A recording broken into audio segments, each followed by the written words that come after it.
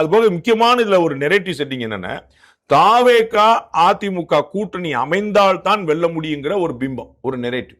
அப்ப வந்து எல்லாத்தையும் என்ன கிளப்பி விட்டாங்க, விஜய் அரசியலுக்கு வருவாரா? நல்லா யோசிச்சு பாருங்க. ஒரு 2 மாசம் முன்னாடி வரைக்கும் என்ன இருந்துச்சுன்னா, விஜய் ஜெயிச்சிருவாரா, விஜய் ஜெயிச்சிருவாரா, விஜய் ஜெயிச்சிருவாரான்னு இருந்துச்சு.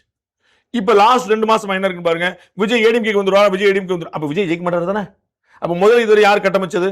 இப்ப யார் கட்டமைக்கிறது? விஜய் ஏடிஎம்கே. விஜய் தான் ஜெயிக்க மாட்டாரு, அப்புறம் தனியா விட்ட வேண்டியதானே? அவர் ஏடிஎம்கே வருவாரா? அப்ப என்னன்னா, ஏடிஎம்கே தன்னியல்புல ஜெயிக்க முடியாத ஒரு கட்சி, என்டிஏ வந்து பலமா இல்ல, விஜய் வந்தா தான் ஜெயிக்கும். இந்த நெரேட்டிவ் அவங்க செட் பண்ண பாக்குறாங்க. அதை உடைக்கிறதுக்கு தான் திரு எடப்பாடி பழனிசாமி நாங்களே பாத்துக்கிறோங்க, நாங்க யார்ட்டையுமே பேசலங்க. அப்ப எல்லா கதவும் அடைக்கப்பட்ட உடனே இந்த பேச்சுவார்த்தை நடக்க முடியாது தெரிஞ்சோடனே டெல்லிக்கு போயிட்டு வந்த உடனே திரு நிர்மல்குமார் அதிகாரப்பூர்வமா அறிவிக்கிறார், நாங்க பாஜகட்டையோ சசிகலாட்டையோ ராமதாஸ்டையோ யார்ட்டையுமே பேச ரொம்ப தெளிவான முடியும், அவ்வளவுதான். அப்ப வந்து பேச்சு வந்து அவர்கள் பேசலங்கிற நான் ஒப்புக்கிறேன், எனக்கு அவர்களுடைய ஆட்கள்கிட்ட பேசிட்டு இருந்திருக்காங்க, அதை நான் மறுக்கவே இல்லை. அது அவங்கள்ட்ட இவங்களுடைய ஆட்கள்ட்ட அவங்கள்ட்ட ரெண்டு பேசுறாங்க. எடப்பாடி பழனிசாமி, விஜய், அமித்ஷா இந்த 3 பேர் எங்கேயாவது பேசினாங்களா? 3 பேருக்குள்ள ஒரு சிங்கிள் கான்வர்சேஷன் நடந்தானா? அது எங்கேயுமே நடக்கல.